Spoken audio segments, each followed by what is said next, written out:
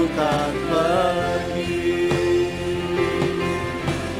Ini aku utuslah Yahweh, dan ku kan pergi.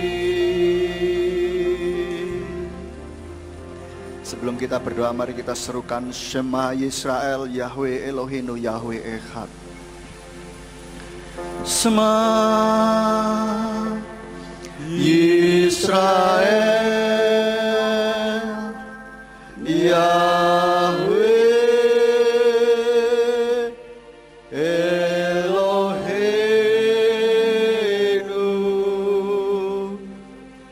Yahweh Echad. Baruch Shem Kevod Malchuto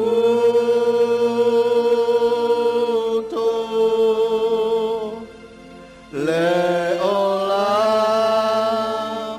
Vaed.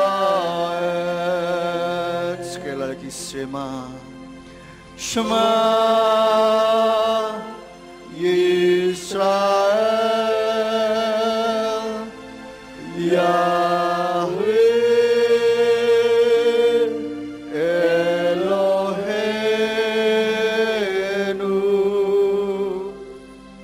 Yahweh Echad. Baruch Shem Kevod Malchuto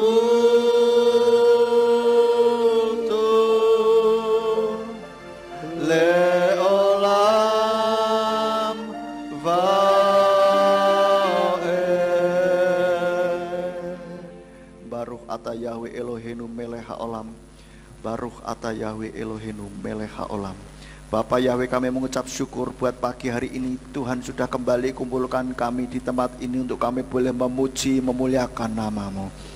Biarlah setiap puji-pujian yang kami naikkan ke hadirat-Mu itu boleh menyenangkan hati-Mu ya Bapa, sehingga Engkau boleh menjamah melawat setiap kami. Dan biarlah Tuhan, kami boleh dikuatkan. Yang datang dengan lemah iman, Tuhan memberikan kekuatan bagi setiap kami. Kami yang datang dengan keputusasaan, Tuhan memberikan harapan yang baru. Kami yang datang dengan kebimbangan, Tuhan memberikan ketetapan hati bagi setiap kami. Bahkan kami yang datang dengan sakit penyakit, Tuhan yang akan menyembuhkan.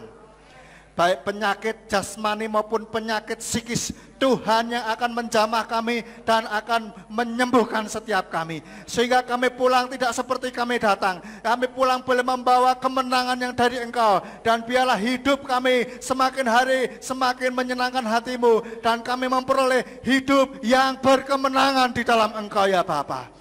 Dan tiba saatnya Tuhan untuk kami boleh mendengarkan firman-Mu. Biarlah firman Tuhan ini boleh tertanam, berakar kuat, bertumbuh di dalam hati setiap kami. Sehingga kami boleh menjadi kuat dan mantap di dalam Engkau ya Bapa. Dan jika ada kuasa kegelapan yang berusaha untuk memalingkan alam pikiran kami dari firman Tuhan, kami bersatu hati, kami tolak, kami usir di dalam nama Tuhan Yeshua HaMashiach. Mari Tuhan kuasai hati kami, kuasai pikiran kami, kuasai setiap peralatan yang kami pakai, dan kuasai hamba-Mu, dan biarlah firman yang ditaburkan ini boleh menjadi KLHL di dalam hidup setiap kami ya Bapa.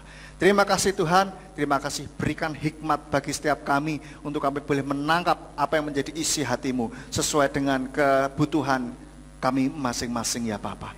Terima kasih Bapak, terima kasih. Hanya di dalam nama Tuhan Yeshua HaMashiach kami sudah berdoa dan mengucap syukur. Haleluya, amin. Silakan duduk Bapak Ibu Saudara.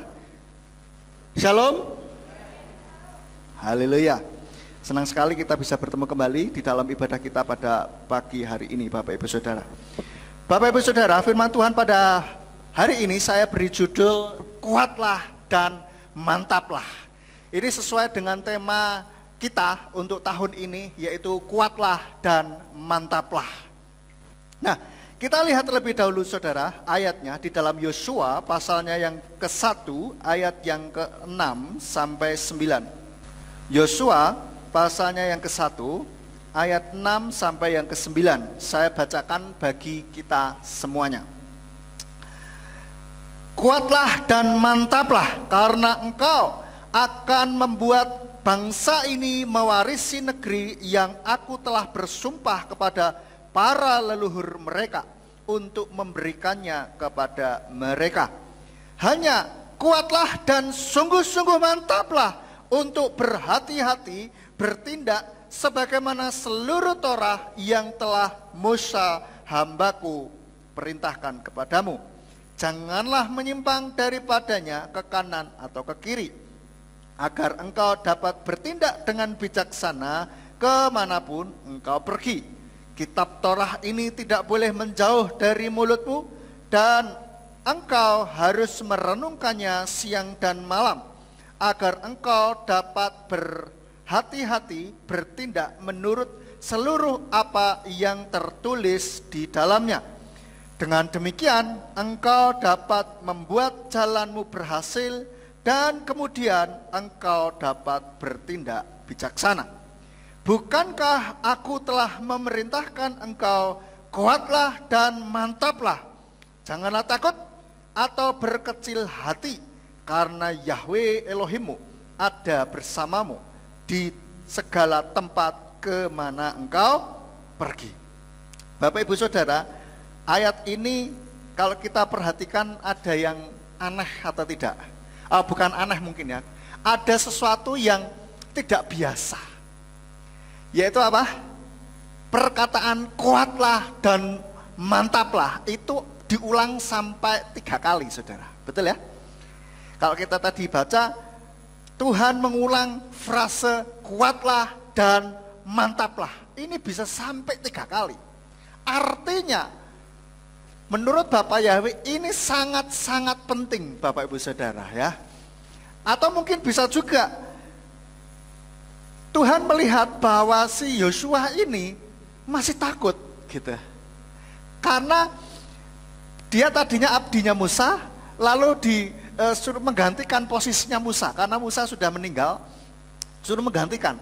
Nah, dia mungkin ya ada rasa takut, maka Tuhan harus sampai ngomong 3 kali, saudara. Nah, Tuhan kalau ngomong sekali saja itu artinya penting. Lah, ini diulang sampai 3 kali, saudara. Artinya ini sangat-sangat penting, dan minta Yosua betul-betul memperhatikan ini dan membuat dirinya menjadi kuat dan mantap di dalam Bapa Yahweh untuk mengemban tugas ini juga, gitulah. Nah, firman Tuhan pada pagi hari ini juga datang kepada kita, kuatlah dan mantaplah. Firman Tuhan sampai 3 kali artinya sangat penting. Nah, kita lihat fokusnya di ayat yang ke-9 ini, Bapak Ibu Saudara. Yosua 1 ayat 9 dikatakan, bukankah aku telah memerintahkan engkau, kuatlah dan mantaplah, janganlah takut atau berkecil hati, karena Yahweh Elohimmu ada bersamamu di segala tempat kemana engkau pergi.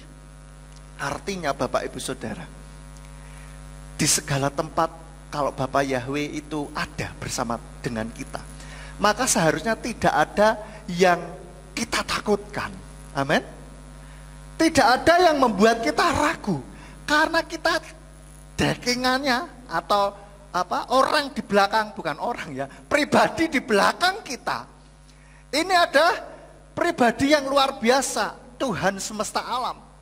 Ketika kita berjalan di dalam firman-Nya, maka Tuhan ada bersama kita. Oleh karena itu seharusnya tidak perlu ada yang kita takuti.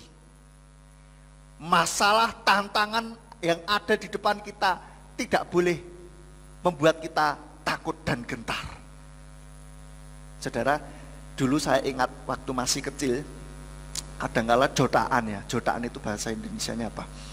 Bertengkar sama temen sebaya. Ada yang lebih tua juga sih gitu kan. Nah, kalau lagi bertengkar, adu mulut dulu gitu kan, saya lihat wah orangnya lebih gede, lebih tua dari saya takut. Tapi kalau saya punya temen lagi lebih tua juga, ya mungkin seusia dia begitu. Ya ini terus, wah enggak apa-apa, jangan takut. Wah, lebih pede begitu kan. Saudara, itu didukung oleh temennya saja. Itu kayak gitu. Wah, percaya diri muncul, lebih berani gitu kan. Maka dari itu anak-anak muda kadang tawuran itu kan karena banyak yang mendukung dia. Coba kalau suruh satu-satu, nggak berani dia. Nah, apalagi kita Bapak Ibu Saudara yang mendukung, yang mendampingi kita, yang ada di belakang kita ini Bapak Yahweh gitu loh. Tapi syaratnya satu, kalau kita tetap ada di dalam firman Tuhan. Ya, kalau keluar menyimpang ke kanan atau ke kiri ya salah kita. Bapak Yahweh tidak memberikan syarat, pokoknya asal apapun yang kita lakukan terus pasti Bapak Yahweh mendukung. Nah kalau tidak sesuai firman Tuhan tentu saja kan tidak didukung gitu. Nah oleh karena itu ketika kita pastikan diri kita tetap ada di dalam kebenaran firman Tuhan, kita terus berusaha untuk ada di dalam kebenaran firman Tuhan, Bapak Yahweh pasti ada di belakang kita. Amin. Nah kata kuatlah dan mantaplah ini coba saya menggali dari bahasa Ibraninya begitu ya. Itu disebut dengan khasak. Khasak ini, slide dong, slide.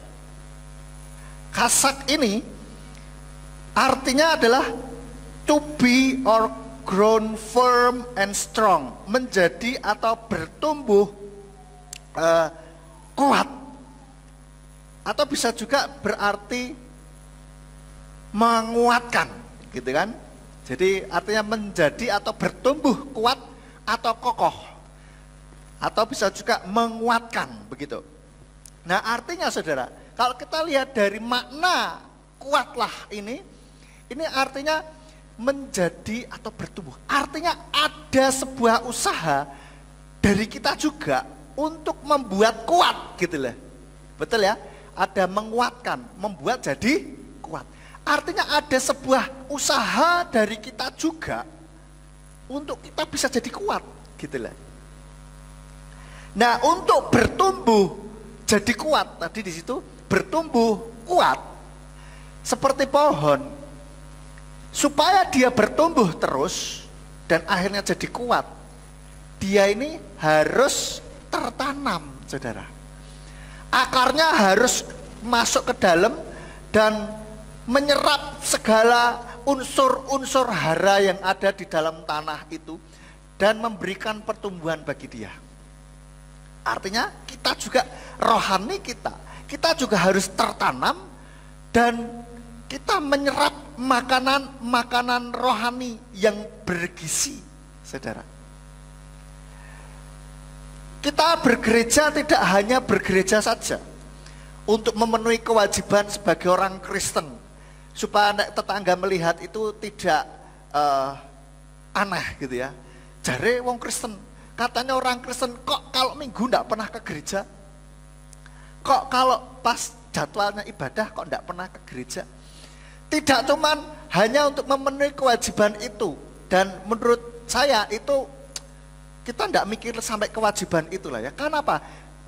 Kalau kita mau bertumbuh kuat, itu kita bergereja itu otomatis sebuah kebutuhan bagi kita, begitu. Atau kita mendengarkan firman Tuhan, mempelajari firman Tuhan, itu juga sebuah kebutuhan bagi kita. Supaya iman kita, rohani kita ini bisa berakar gitu. Dan bertumbuh menjadi kuat karena menyerap makanan-makanan rohani yang bergizi. Nah, pastikan ketika kita bergereja itu kita mendengarkan firman Tuhan yang betul-betul berasal dari firman Tuhan. Bukan berasal dari doktrin-doktrin yang turun-temurun. Saya yakin kalau Bapak Ibu Saudara jemaat GPF Surya Kebenaran sudah paham ini. Tapi saya juga mau bicara kepada Bapak Ibu Saudara yang mendengarkan firman Tuhan ini dimanapun berada, di YouTube maupun di radio. Kalau saudara bergereja, nah gereja saudara tidak mengajarkan firman Tuhan, tetapi hanya doktrin turun-temurun atau doktrin sinode, hati-hati. Itu menurut saya bukanlah makanan yang bergizi tinggi. Bahkan kalau saya bilang tidak ada gizinya. Karena apa? Hanya membuat jemaat supaya nggak kabur dari gereja, gitu loh. supaya jemaat nggak lari ke gereja lain gitu. Jadi motivasinya motivasi itu gitu, bukan motivasi dari pendeta untuk supaya jemaat ini bertumbuh gitu loh. Beda ya. Kalau jemaat terus kumpul di gereja, satu gereja saja nggak bertumbuh, ya percuma menurut saya begitu loh. Sebaiknya jemaat ini diajari untuk betul-betul bertumbuh di dalam firman Tuhan, sehingga dia ngerti firman Tuhan. Kalau ada sesuatu yang ditanyakan, tanyakan gitu loh. Nah mungkin kalau pendeta tidak mengajarkan firman Tuhan, takut kalau diajarkan jemaat jadi kritis, belajar firman Tuhan, pendetanya nggak bisa jawab. Apalagi ini sekarang heboh, masih heboh ya, tentang nama Bapa masih terus, ya. Nanti kalau ditanya bingung kayak sejawab, piye? Ya sudah, pokoknya dikungkungi saja, sudah dikerangkengi supaya tidak lari. Nah, menurut saya itu bukan makanan yang bergizi gitu. Sehingga ada jemaat yang bilang, wes aku hidup matiku di gereja ini, lahir di sini, menikah di sini, diberkati di sini, baptis di sini, ya sudah pokoknya gerejaku di sini. Itu akhirnya tidak bertumbuh, saudara. Dari dulu, sekarang, dan mungkin sampai seterusnya, begitu-begitu saja. Sehingga akhirnya jemaat yang tadinya tidak bisa berdoa, sekarang tidak bisa berdoa, dan nanti pun tetap tidak bisa berdoa. Itu yang sangat ironis kalau menurut saya. Ibarat kalau makan, kita makannya nasi sama gembus terus. Nah, gembus katanya tidak ada gizinya ya. Bahasa Indonesia gembus itu apa? Saya kurang tahu. Hah? Ampas tahu. Nah, saya dengar katanya tidak ada gizinya gitu kan. Lah bayangkan saudara, setiap hari makanannya begitu-begitu terus, akhirnya jadi kurang gizi saudara. Lah kalau kurang gizi, orang kurang gizi itu gampang sakit, ya toh? Terus apa? Enggak bertumbuh tubuhnya, ya begitu gitu aja, kurus kering gitu kan. Lah demikian pula rohani kita juga begitu. Kalau rohani tidak bertumbuh, kurus kering, gampang sakit, kesenggol sedikit, sakit hati, gak sembuh-sembuh, ya kan? Sakit hati, alah mau gitu tok ya sakit hati, ya kan? Kepahitan, dendam, aja. Akhirnya apa? Penyakitan gitu lah. Selalu nyinyirin terus. Selalu apa? Yang ada dalam pikirannya itu bukan bagaimana kita ayo bersama-sama kuat. Belajar firman Tuhan, bertumbuh, tidak. Akhirnya nabrak sana, nabrak sini, sikut sana, sikut sini. Nggak sembuh-sembuh, karena dianya yang sakit gitu lah. Kesenggol sidik, ambruk saudara. Nah kalau badan kurus kering ya kan, disonteng sedikit, ya disonteng itu disenggol gitu ya, langsung geletak gitu kan, tidak ada kekuatan masalahnya gitu. Demikian pula rohani iman kita kalau tidak bertumbuh, disenggol sedikit runtuh saudara. Ditanyain, loh katanya Yesus, kalau orang luar kan Yesus ya saudara ya, jadi Yesus itu Tuhan, kok mati? Bingung kita, iya yo, bener juga yo, bingung langsung, wes nek kono Yesus bukan Tuhan ya. Bingung saudara. Kenapa hanya satu saja pertanyaan itu? Bingung langsung. Iya ya, piye ya? Mumet. Wah, wes stres dipikir. Waduh, berarti jangan-jangan salah nih iman saya. Kayak gitu saudara. Ini salah satu contoh saja. Gitu loh. Lalu menghadapi tekanan, diejek sama teman-temannya. Apa kamu kok pakai nama Yahweh? Aneh. Ya toh, sudah izin BKSAG belum? Sudah izin PGI belum? Wah, bingung. Wah, tidak kuat dengan tekanan, balik lagi. Ya sudahlah, saya pakai Allah lagi saja. Timbangannya dikucilkan. Itu iman nggak bertumbuh, tidak kuat, saudara. Nah, untuk supaya kuat, pastikan kita makan makanan rohani yang bergizi tinggi, yaitu firman Tuhan itu sendiri, saudara. Nah, di tempat ini selalu kami menyajikan firman Tuhan, dasarnya firman Tuhan gitu loh. Baik itu manis maupun keras, buat kita sampaikan saja. Masalah kita mau terima atau tidak, itu urusan pribadi masing-masing, begitu loh. Kalau masih belum terima ya berarti masih belum bertumbuh begitu. Kalau sudah mulai bertumbuh itu kena ya, waduh, iya ya. Introspeksi diri, terus berusaha untuk memperbaiki, gitu lah. Bukannya terus malah, iki kok Simeon ngerti ya, contohnya kok iso persis pleket. Ini mesti ono sing ngasih tahu ini, mesti nyindir, senengane nyindir. Ya, bukan begitu seharusnya, tetapi malah oh iya ya, bersyukur diingatkan, gitu lah, diingatkan. Nah, terus terang saja kalau kami di sini tidak pernah ada sponsorship, pesan-pesan sponsor. Simeon, besok tolong khotbah tentang ini ya. Nembak iki lho, sing ini kemarin ini gini-gini, wah, enggak. Bagi kami pantang, saudara, untuk nembakin sana sini, enggak. Karena kami kalau mau nyiapin firman Tuhan ini berdoa, Tuhan, apa yang ingin Tuhan sampaikan kepada jemaatmu, itu pasti, saudara. Enggak terus dari satu kasus jemaat buat khotbah, tidak, pantang bagi saya, saudara. Bagi Bapak Gembala juga begitu, pantang itu. Dasarnya adalah berdoa, Tuhan engkau ingin ngomong apa, sudah itu. Jadi lupakan kasus-kasus jemaat itu, lupakan begitu. Berdoa apa yang Tuhan mau dari firman Tuhan, seperti itu. Nah, untuk supaya kuat ini kita belajar firman Tuhan, maka kita justru mendorong di sini untuk Bapak Ibu Saudara semuanya belajar firman Tuhan, baca firman Tuhan, betul ya? Di Warta itu setiap minggu ada bacaan pembacaan firman Tuhan setiap hari. Justru kita dorong supaya apa? Ketika kita belajar firman Tuhan, baca firman Tuhan, itulah makanan rohani yang bergizi bagi kita. Bukan untuk menghafalkan doktrin. Bapak Ibu Saudara, kemarin berapa hari lalu itu saya membantu kakak kelasnya Yos itu diskusi tentang nama Bapak. Ada argumen orang bilang begini, sudahlah, nggak usah mikirin doktrin yang begini, dipikirnya doktrin, saudara. Doktrin itu ajaran gereja lokal, begitu ya. Sudah, nggak usah mikirin doktrin yang ini, maksudnya nama Bapak Yahweh begitu. Kita taati saja, jalankan saja doktrin yang sudah diajarkan kepada kita sejak kecil, saudara. Masih ada orang yang berpikir seperti itu. Bagi saya kalau hanya mementingkan doktrin, lah buat apa gitu loh? Tidak ada gunanya menurut saya loh ya. Meskipun doktrin itu memang katanya juga dibuat berdasarkan firman Tuhan katanya, tapi kadang-kala kalau saya lihat itu kayak ada kepentingan terselubung begitu bagi dari yang membuat doktrin itu, supaya ngikut dia atau supaya anggotanya tambah banyak gitu lah.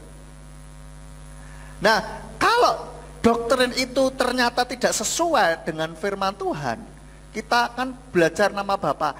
Dari situ memang seperti yang Pak Peter katakan, nama Bapa Yahweh, pengenal nama Bapa Yahweh itu seperti master key-nya, kunci masternya. Jadi untuk membuka apa saja. Dulu ketika kita kenal nama Bapa Yahweh pertama kali, nama Bapa, habis itu mulai disingkapkan nama Yeshua, terus disingkapkan lagi tentang hari raya, terus Tuhan terus menyingkapkan hari demi hari, terus tentang Tritunggal. Sekarang gereja-gereja dimanapun itu juga mementingkan Tritunggal. Kalau tidak Tritunggal sesat, katanya begitu. Nah, ini nanti di Batalion Infanteri minggu depan kalau tidak salah itu tentang Tritunggal, tentang konsep tiga berganda kita. Nah, orang-orang itu bilang kalau bukan Tritunggal, tidak meyakini bahwa Tuhan itu tiga pribadi, 3 in 1, itu sesat katanya. Itu ternyata kalau ditelusuri itu hanya gara-gara kesepakatan bapak-bapak gereja, saudara. Bapak-bapak gereja pada konsili, enggak tahu konsili apa, konsili Nikea kalau tidak salah. Bacanya apa sih? Nisea apa Nicea atau Nikea? Ya pokoknya itu, saudara. Pada tahun kalau tidak salah 300 berapa? 25. Ya, 325. Itu yang dipegang, dan ternyata sebelumnya itu sudah ada konsili-konsili yang lain gitu. Konsili-konsili yang lain itu adalah konsili itu maksudnya rapat para pendeta-pendeta gitu loh Bapak Ibu Saudara. Rapat para pendeta-pendeta pembesar-pembesar gitu kan, rapat. Ya ini diskusi gitulah. Manu ada apa ajaran begini-begini. Udah kita jadikan satu saja. Duduk, sudah digedok, disahkan. Wes ngene ya, sepakat. Wes buat surat edaran ke gereja-gereja. Nah, gitu loh saudara. Makanya akhirnya itulah yang diyakini. Jadi para pendeta itu baca surat edaran. Oh ya, lu dari bapak-bapak gereja ini. Oke, berarti kalau luar ini sesat nih.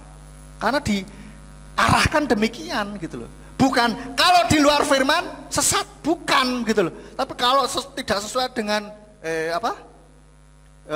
surat edaran konsili sesat. Buat saya nggak masuk akal. What for gitu? Buat apa? Tidak ada manfaatnya untuk kehidupan sehari-hari kita. Bukan makanan yang bergizi. Nah pasti kan saudara tertanam itu nggak pindah-pindah saudara. Artinya dengar ajaran ini, oh iya bener lah. Coba terus akhirnya kita terombang-ambing gitu loh. Ya.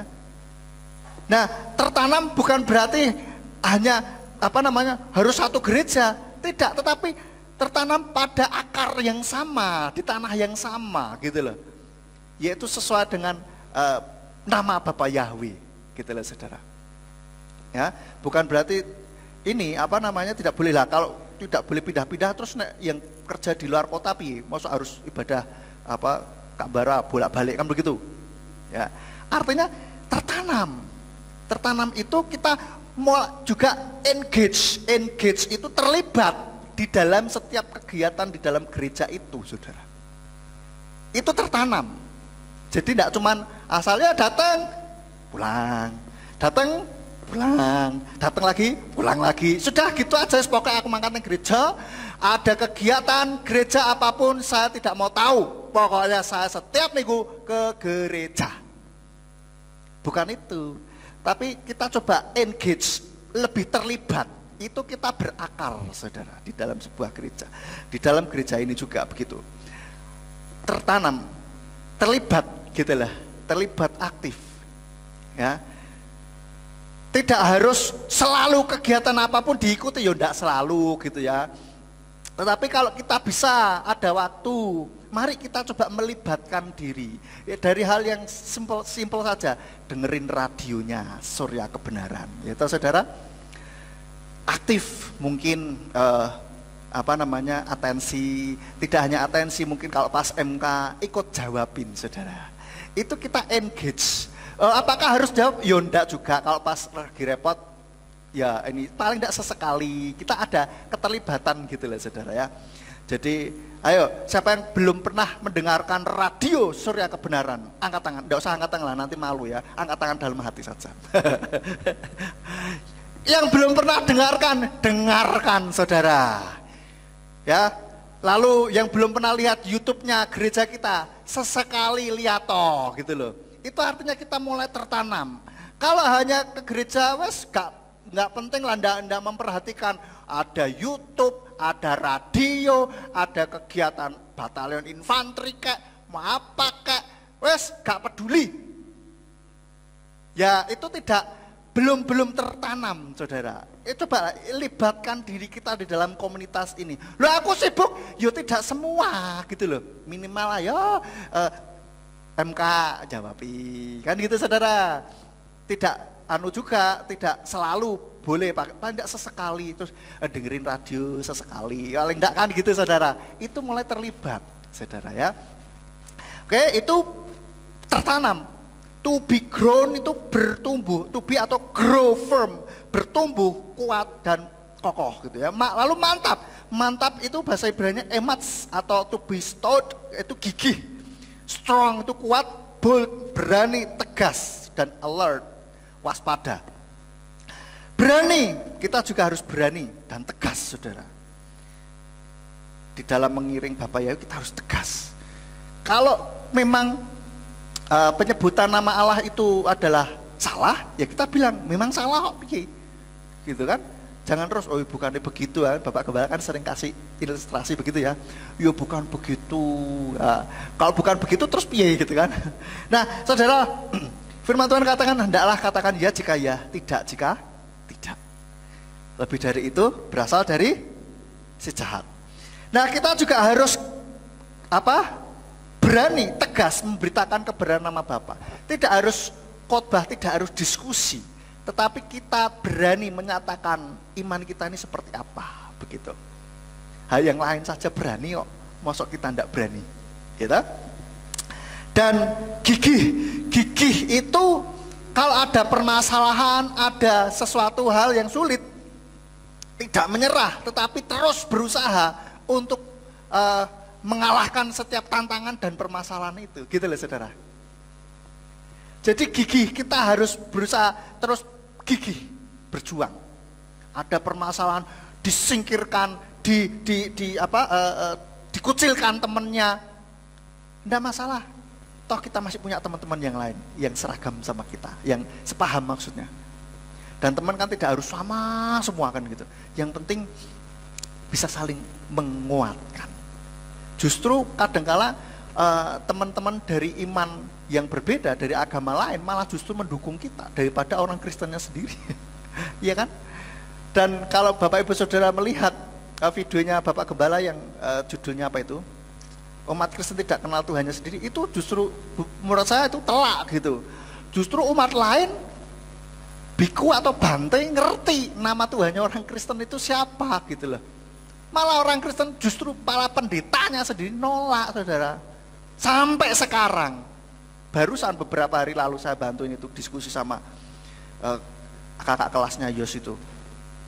Dia sama temannya sudah jadi pendeta katanya saudara.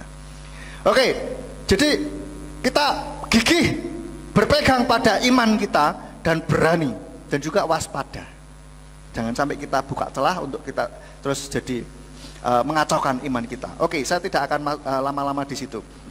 Lalu pertanyaannya, bagaimana supaya kita bisa kuat dan mantap? Kita lihat di dalam Yosua 1 ayatnya yang ke-5. Dikatakan, tidak ada seorang pun yang sanggup berdiri di hadapanmu seumur hidupmu. Sebagaimana aku telah bersama Musa, begitu juga aku ada besertamu. Aku tidak akan mengabaikanmu dan aku tidak akan meninggalkanmu. Itu orang bisa kuat dan mantap karena ada penyertaan dari Tuhan. Maka dari itulah kita juga minta penyertaan dari Tuhan. Di ayat yang kelima, yang terakhir, kalimat terakhir, aku tidak akan mengabaikanmu dan aku tidak akan meninggalkanmu, saudara. Kalau Tuhan tidak pernah meninggalkan kita, maka kita akan tetap kuat, saudara. Maka jangan lari dari penyertaan Tuhan. Seringkali memang Tuhan itu selalu mau menyertai kita, gitu. Tapi kitanya yang lari, gitu lah, yang lari dari Tuhan. Keluar dari penyertaan Tuhan sendiri, itu yang menjadi salahnya kita. Ada teman saya, ada orang anak muda yang dulu baik-baik saja, terus begitu pergaulannya berbeda, dia bilang, saya sudah tidak seperti dulu lagi. Dulu itu dia anaknya baik, saudara, cinta Tuhan, gitu kan. Tapi lama-lama saya lihat ini perubahannya kok lain. Saya juga sempat pernah ngomong, bro, saya tidak pernah, saya kok lihat kamu bukan seperti kamu yang dulu lagi. Terus dia tidak jawab. Kenapa? Dia jadi emosional, saudara. Mudah sekali emosinya tersulut dan nggak sopan gitu. Kalau sama dosen-dosen itu nggak sopan gitu. Bicara di grup nggak sopan sama sekali. Saya bilang, saya japri, bro, aku kok enggak lihat kamu yang dulu lagi ya. Kamu bukan seperti yang aku kenal yang dulu. Jadi kalau lagunya siapa? Dewi Yul itu, kau bukan yang dulu lagi. Berubah, saudara. Ya, karena dianya sendiri yang lari dari penyertaan Tuhan. Ngeri, saudara, ngeri. Bahkan ada yang sempat menegur, katakan, kamu kok dulu kan gini ini. Ya, saya tuh dulu, sekarang sudah bukan seperti yang dulu. Saya nggak peduli lagi dengan apalah itu kerohanian. Yang penting masuk gereja ya ke gereja, sudah cuma absen saja, saudara. Ngeri, saudara. Hati-hati. Maka dari itu jangan melarikan diri dari penyertaan Tuhan. Amin. Yang kedua, memperkatakan firman Tuhan seperti yang ada di dalam Yosua 1 ayatnya yang ke-8. Dikatakan kitab Torah ini tidak boleh menjauh dari mulutmu dan engkau harus merenungkannya siang dan malam agar engkau dapat bertindak hati-hati. Engkau dapat berhati-hati bertindak menurut seluruh apa yang tertulis di dalamnya. Dengan demikian engkau dapat membuat jalanmu berhasil dan kemudian engkau dapat bertindak bijaksana. Ucapkan firman Tuhan atau Kol HL ini. Bila ucapan kita ini selalu dipenuhi oleh firman Tuhan dan kita tidak melanggar firman Tuhan ini ya. Oke, perkataan kita dipenuhi oleh firman Tuhan. Kalau seringkali saya bilang kalau pas sendirian ucapkanlah firman Tuhan. Apa yang sedang kita ingat firman itu ucapkan.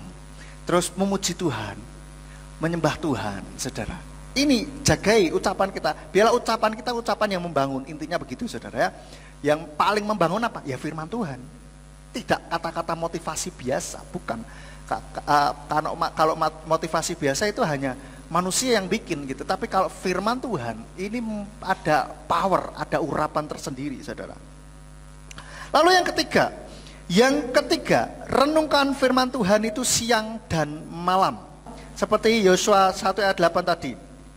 Nah, artinya isi pikiran kita ini dengan firman Tuhan. Diisi firman Tuhan. Kan merenungkan itu ada di sini. Direnungkan, diingat-ingat, terus dipikirkan seperti itu, saudara. Itu penuhi pikiran kita dengan firman Tuhan. Dan kalau di bahasa Inggris disebutkan meditate on it, ya, memeditasikan atau merenungkan.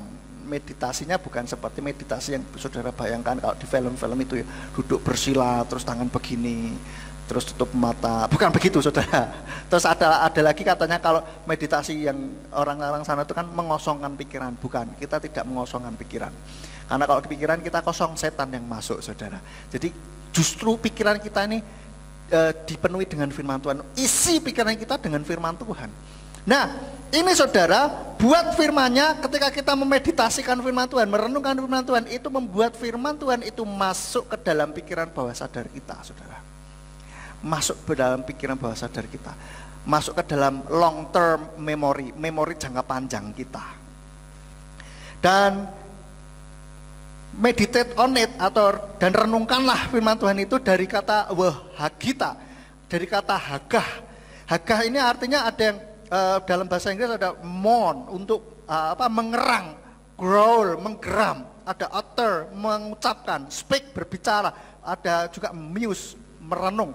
Jadi apapun itu kalau saudara lihat benang merahnya adalah selalu firman Tuhan ini keluar dari ucapan mulut kita. Sama seperti tadi mengucapkan firman Tuhan, tapi dengan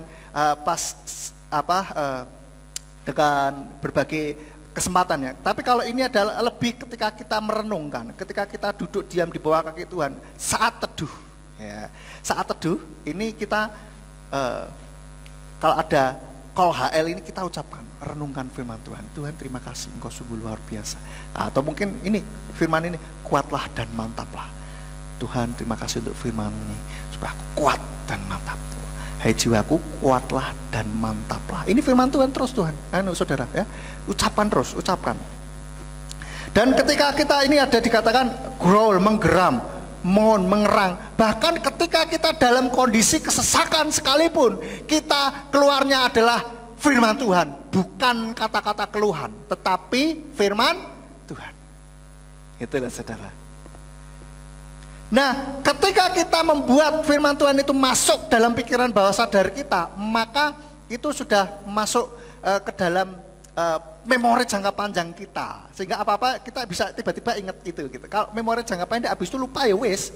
Sama seperti kita kalau dulu mau ujian, saudara ya, sekolah mau ujian. Itu paling enggak ya saya lah ya. Itu dulu begitu. Mau ujian, tes, belajar semempeng. Wah, belajar sungguh-sungguh. Udah habis ujian lupa semuanya, saudara. Sebelum ujian masih ingat tuh, ya masih ingat. Ditanyain, tanya jawab masih ingat. Tapi begitu sudah dituangkan dalam jawab soal-soal lupa. Itu kan apa? Masuknya dalam memori jangka pendek. Ya, jadi masukkan firman Tuhan di dalam memori jangka panjang kita. Lalu yang keempat, kenakan senjata Elohim. Bagaimana supaya kuat? Kenakan senjata Elohim.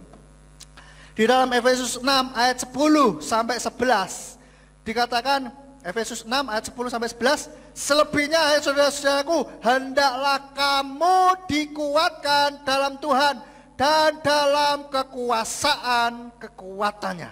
Kenakanlah selengkap senjata Elohim agar kamu, perhatikan ini, mampu berdiri teguh terhadap cara-cara licik si iblis atau si Satan, saudara. Jadi pakailah selengkap senjata Elohim. Saya tidak akan uraikan lebih banyak di kali ini tentang senjata Elohim itu apa dan bagaimana. Mungkin di lain kesempatan. Kenakan itu, saudara. Pakai selengkap senjata Elohim, saudara, ya. Nanti saudara bisa baca sendiri di dalam Efesus 6 ini. Lalu selanjutnya, ya, seperti kalau kita lihat orang perang, ya, ini pakai apa? Perlengkapan senjata. Dia akan bisa menahan, bisa melawan segala apa serangan-serangan dari kuasa gelap. Oke, selanjutnya, yang pertanyaan selanjutnya yaitu kenapa kok Tuhan bilang harus kuat dan mantap? Kenapa kita harus kuat dan mantap? Dan bahkan Tuhan ngomong 3 kali sampai. Mengapa kok harus kuat dan mantap? Bahkan Tuhan ngomong sampai 3 kali. Kenapa?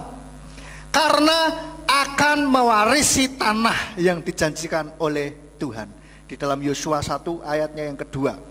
Hambaku Musa telah meninggal dan sekarang bangkitlah, seberangilah Yordan ini, engkau dan seluruh umat ini, ke negeri yang akan kuberikan kepada mereka, kepada Bani Israel. Artinya Tuhan sudah menyediakan suatu tanah yang baik. Ada suatu masa depan yang baik bagi bangsa Israel. Makanya dia harus kuat dan harus mantap. Kita juga Bapak Ibu Saudara, kita ini masa depan yang Tuhan sudah rancangkan bagi kita ini adalah masa depan yang gilang, gemilang, yang penuh dengan harapan, masa depan yang cerah, saudara. Maka dari itu kita harus kuat dan mantap, saudara. Amin. Katakan kanan kiri, kuatlah dan mantaplah. Kuatlah dan mantaplah. Masa depan kita di dalam Bapa Yahweh itu masa depan yang luar biasa. Amin. Maka harus kuat dan mantap, saudara. Ada masa depan yang baik bagi kita. Kita harus tetap berdiri kuat dan mantap. Kalau nggak kuat kita nggak bisa memperoleh itu, saudara. Sudah disediakan memang, tapi kitanya sendiri yang nggak kuat. Ya gimana gitu. Ini agak bengung gitu. Ya terima kasih. Nah, saudara, ada sesuatu yang di depannya nggak harus kita raih, maka kita harus kuat untuk bisa memperolehnya. Lalu yang kedua, kenapa harus kuat dan mantap? Karena akan ada banyak tantangan di depan. Kita lihat di dalam Yosua 1 ayat 3 sampai 4. Setiap tempat yang di atasnya kakimu akan menginjak, aku telah memberikannya kepadamu, sebagaimana aku telah berkata kepada Musa. Dari padang gurun dan Lebanon ini, bahkan sampai ke sungai besar, sungai Efrat, seluruh negeri orang Het, dan ke laut besar, ke arah terbenamnya matahari akan menjadi batas wilayahmu. Di situ dikatakan ada orang Het. Dan kalau saudara baca di ayat-ayat yang lain, itu ada orang Het, orang Yebus, orang Amori, orang Yebus, orang Het, orang Gergasi, terus orang mana? Ya itu saudara, mana? Kanaan, ya itu tiba-tiba blank. Nah, itu tanah ada yang nunggu gitu loh, saudara. Bukan penunggu yang tidak kasat mata, tetapi yang menunggu ini orang, memang orang, dan mereka siap untuk berperang. Artinya ada tantangan di depan. Kita kalau mau meraih masa depan di depan kita, itu pasti ada tantangan. Betul ya saudara ya? Ada tantangan. Gitu loh. Tidak gampang, tidak bisa mulus-mulus gitu saja. Tidak, saudara. Bahkan kalau kita pun sudah dinubuatkan oleh Tuhan atau oleh orang hamba Tuhan begitu ya, bahwa kamu akan menjadi ini. Itu pun kita harus melewati banyak tantangan, saudara. Bukan mulus, bukan hal yang mulus-mulus saja. Tidak. Jumat yang lalu saya juga sampaikan hal ini. Tidak mulus perjalanan kita. Di depan ada banyak tantangan, ada banyak tekanan, ada banyak hambatan. Maka kita harus kuat dan mantap. Mental kita ini harus kuat. Iman kita juga harus kuat, saudara. Ketika iman percaya kita kepada Tuhan kuat dan mantap, maka kita akan bisa menghadapi setiap permasalahan dan tantangan. Yes, kita memang mengalami permasalahan, kita mengalami tekanan, tetapi itu tidak melemahkan kita, karena kita tetap kuat di dalam Tuhan. Ada yang memberikan kekuatan bagi kita di dalam Tuhan. Maka jangan tinggalkan Tuhan, saudara, ya. Lalu selanjutnya yang ketiga, mengapa kau harus kuat dan mantap? Karena Tuhan memberikan roh keberanian bagi setiap kita. Di dalam 2 Timotius 1 ayat yang ke-7, Tuhan sebenarnya sudah memberikan kepada kita roh keberanian. Dikatakan, sebab Elohim tidak memberikan kepada kita roh ketakutan, melainkan kuasa dan kasih dan pengendalian diri. Tuhan tidak mengaruniakan kita roh ketakutan. Artinya Tuhan memberikan roh kepada kita kuasa dan kasih dan pengendalian diri. Ini juga pas sekali, saudara, bagi setiap kita, tentara-tentara Bapa Yahweh, prajurit Bapa Yahweh, dalam memberitakan nama Bapa Yahweh atau memberitakan Injil kepada orang-orang lain, keselamatan bagi orang yang belum kenal Yesua. Itu kita harus dengan kuasa. Dengan kuasa artinya kita bukan kuasa dari kita, dari kuasa Bapa Yahweh. Maka kita perlu berdoa dan kita perlu memenuhi diri kita dengan Roh Kudus. Dan kasih artinya kita harus memberitakan itu dengan kasih, gitu lah, saudara.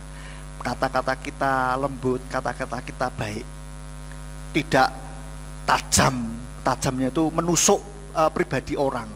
Oh, dasar kamu tuh tidak berpendidikan. Waduh, itu jangan ngomong begitulah, ya, saudara. Itu sudah menyerang pribadi. Serang saja argumennya. Kalau mau menyerang, nyerang argumennya, argumen pendapatnya, bukan pribadinya. Harus bisa bedakan ini. Seringkali kadang-kala kalau tidak diajari, orang itu keras gitu, ya, menyerang pribadi. Akhirnya malah orang nggak mau bertobat. Lalu selanjutnya, dan pengendalian diri. Ya, dalam memberitakan nama Bapa maupun menginjil tentang nama Yesua, keselamatan, maka ada orang yang menyerang pribadi terus bikin emosi begitu kan. Perkataan kita jadi ikut-ikutan menyerang. Saya sempat itu diskusi dengan kakak kelasnya Yes itu, ya begitu. Wah, kata-katanya nggak karuan. Tapi ya nggak baca jawaban saya dengan baik. Kalaupun baca, saudara, nangkepnya keliru, saudara. Terus udah gitu tak kasih link untuk YouTube, nonton YouTube, enggak mau nonton. Lah priye? Habis gitu ngomongnya nyerang pribadi. Itu dulu mahasiswa saya sempat, wah, omongannya enggak karu-karuan. Sudah kayak bukan dulu tuh saya dosennya dia, enggak. Wah, saya sempat kepancing emosi. Habis itu sudah stop, saya tidak mau lanjut lagi. Kenapa? Karena takut terus kepancing emosi dan akhirnya saya jadi sama dengan dia, begitu. Jadi ribut firman Tuhan, tapi ribut saling menyerang, tidak mau saya. Sudah, cukuplah. Lah, piye jawaban saya nggak dibaca, ya saya capek toh, saudara. Kalaupun baca, salah nangkap, saudara. Ya wis lah. capek deh. Oke, selanjutnya, kenapa harus kuat dan mantap?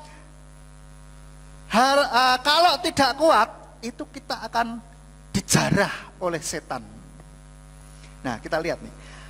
Markus 3 ayat 27. Markus 3 ayat 27 dikatakan, tidak seorang pun sanggup untuk menjarah barang-barang milik orang kuat ketika masuk ke dalam rumahnya, jika dia tidak terlebih dahulu mengikat orang kuat itu, sehingga kemudian dia dapat menjarah rumahnya. Ini perumpamaan dari Tuhan Yesus. Kalau kalau orang mau menjarah itu harus melumpuhkan orang kuat dulu. Artinya kalau ada orang yang kuat maka tidak akan bisa dijarah. Nah, kalau kita kuat maka setan tidak bisa menjarah kita. Amin. Karena setan itu kerjaannya adalah mencuri, membunuh, dan membinasakan. Mencuri apa? Apa saja. Bisa damai sejahtera, mencuri pemahaman terhadap firman Tuhan, mencuri. Dicuri dengan cara apa? Macam-macam, saudara. Maka dari itu jadilah kuat dan mantaplah, supaya tidak bisa dijarah. Iman kita ini, percaya kepada Bapa tidak bisa dijarah. Harta rohani kita ini tidak bisa dijarah. Maka kita harus kuat. Kalau tidak kuat, bisa dicuri. Nah, caranya kan kalau orang nyuri kan bisa saja mengalihkan perhatian, ngelimpek gitu, dilimpek gitu kan, orang Jawa bilang. Dialihkan perhatiannya, terus dicuri. Itu gak kuat. Tadi dikatakan mantap itu juga ada, berarti waspada, alert. Maka kita harus waspada juga, saudara. Jangan mau dialihkan perhatian kita. Contohnya, yang biasa kalau saya kasih contoh itu anak-anak muda itu enak sekali, saudara. Anak-anak muda demi mendapatkan jodoh, menjual, menukarkan keselamatan dari keselamatan yang dari Yesua, ditukar. Ya sudah, demi kamu yang aku tinggalkan Tuhan Yesua. Waduh, saudara, itu gak kuat, saudara ya, dan tidak waspada, karena dilimpek ya, tidak lagi fokus pada keselamatan. Itu. Atau dengan harta, tahta, ya, diiming-imingi. Nah, ini nggak waspada kalau tergiur, wah terus ini nggak waspada, saudara. Ya, jadi kuatlah dan mantaplah supaya harta rohani kita tidak dijarah oleh setan. Dan yang terakhir, kenapa kau harus kuat dan mantap? Karena kalau tidak kuat dan tidak mantap akan ditolak. Nggak mantep itu akan ditolak. Saudara, kalau belanja di pasar, saya sering belanja di pasar, saudara. Kalau kadang tuh saya ngeliat, kayak kemarin beliin mami ketan, saudara, itu 1 kilo, saya lihat sudah mantep blek gitu ya, diambil lagi ya, maksud sama ya, itu mungkin karena terlalu mantep sih, saya ya masih wajar lah, diambil lagi, sudah mulai dung diambil lagi. Jadi kak rodok mantep iki timbangan, saudara, mak gleknya tuh glek kan, saudara, itu kurang glek gitu loh, itu gak mantep ya. Itu kan orang kadang wah kok orang mantep kan gitu. Nah demikian pula kalau iman kita gak mantep, saudara, setengah-setengah, itu akan ditolak oleh Bapa Yahweh. Kita buka Wahyu 3 ayat 16. Wahyu 3 ayat 16. Jadi karena engkau itu suam-suam, tidak dingin, tidak pula panas, aku akan segera memuntahkan engkau dari mulutku. Oh, saudara, kalau kita enggak panas, itu akan dimuntahkan dari mulut Tuhan. Artinya kita dalam beriman kita harus mantap, saudara. Jangan dingin, tapi mantap. Suam-suam kuku itu panas-panas tai ayam, saudara. Enggak panas, enggak dingin. Panas-panas tai ayam itu awalnya tok semangat tok kayak, habis itu lama-lama males ya. Enggak wis, enggak nang gereja lah. YouTube aja cukup lah. Nah, itu loh, saudara. Itu panas-panas tai ayam. Suam-suam kuku juga begitu. Dong panas, dong enggak. Ya, datang ke gereja pun sepakat gereja lah.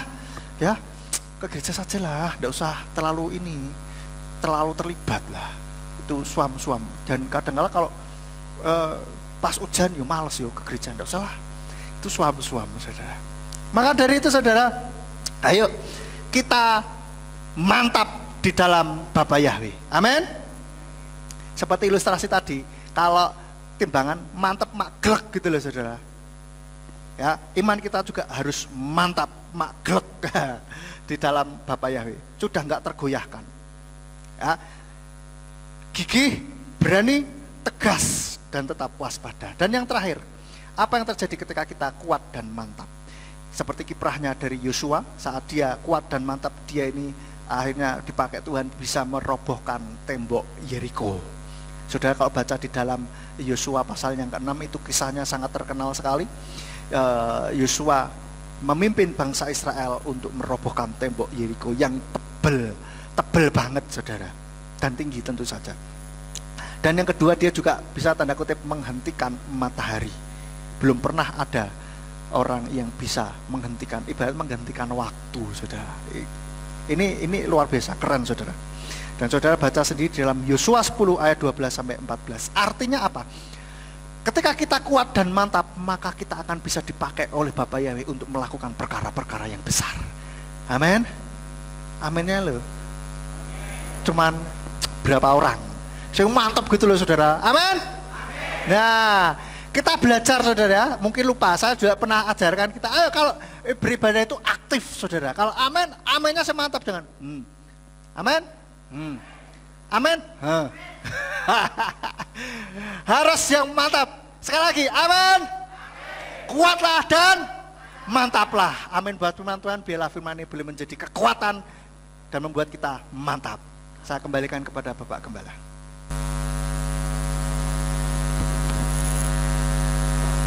Mantap. Saudara bicara soal kuat dan mantaplah. Ini ada sesuatu yang salah kaprah. Nanti hari Selasa saya akan bicara di radio dengan judul salah kaprah. Saya mau tanya, fanatik itu boleh atau tidak? Pinter. Memang fanatik itu harus. Yang tidak boleh itu fanatisme. Paham saudara-saudara? Fanatik itu artinya percaya sungguh-sungguh, mantap dan kuat.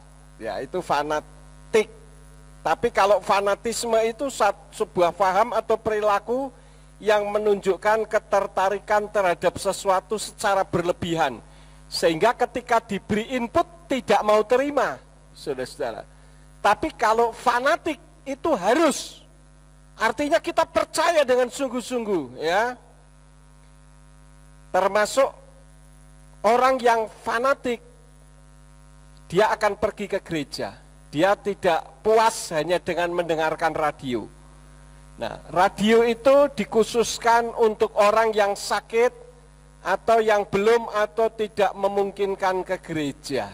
Jadi kalau kita masih punya kekuatan, mantap dan kuatlah untuk melangkahkan kaki kita menuju kepada rumah ibadah sehingga kita bisa saling menguatkan satu dengan yang lain. Puji Tuhan, hari ini juga kita telah mendengarkan firman yang kuat dan mantap, ya, dan itu diharapkan menjadi kekuatan di dalam kehidupan kita. Karena gereja tidak menyelamatkan, tapi iman yang mantap dan kuat itu yang akan menyelamatkan. Mari kita bangkit berdiri bersama-sama. Saya ucapkan terima kasih untuk dukungan Bapak Ibu Saudara sekalian terhadap radio kita. Saya ingin ingatkan dulu ketika kita berjuang untuk mendapatkan izin siar radio. Kita berjuang selama 4,5 tahun, saudara-saudara. Jadi ini satu perjuangan yang luar biasa. Jadi atas dukungan Bapak Ibu Saudara sekalian untuk radio, saya ucapkan terima kasih. Kita akan tutup di dalam doa. Kami mengucap syukur dan terima kasih Bapa untuk ibadah pada pagi hari ini. Biarlah Engkau yang akan menolong supaya kehidupan kami tetap mantap dan kuat. Kami bukan hanya mendengar firman-Mu saja, melainkan kami juga melakukan di dalam kehidupan kami. Kalau sebentar ada pelatihan batalion infanteri yang kedua, Tuhan berkati semua yang hadir, supaya apa yang diajarkan melalui batalion infanteri ini akan membuat iman kami kuat, sehingga kami mantap di dalam mengarungi kehidupan ini. Kalau sebentar kami akan meninggalkan tempat ini, kirim malaikat Tuhan untuk menjaga, melindungi kami, tibakan di rumah dengan selamat.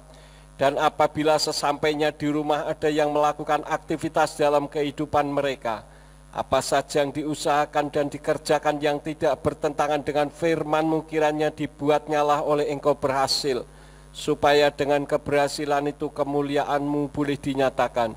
Berkati semua yang sudah ambil bagian di dalam pelayanan pada hari ini.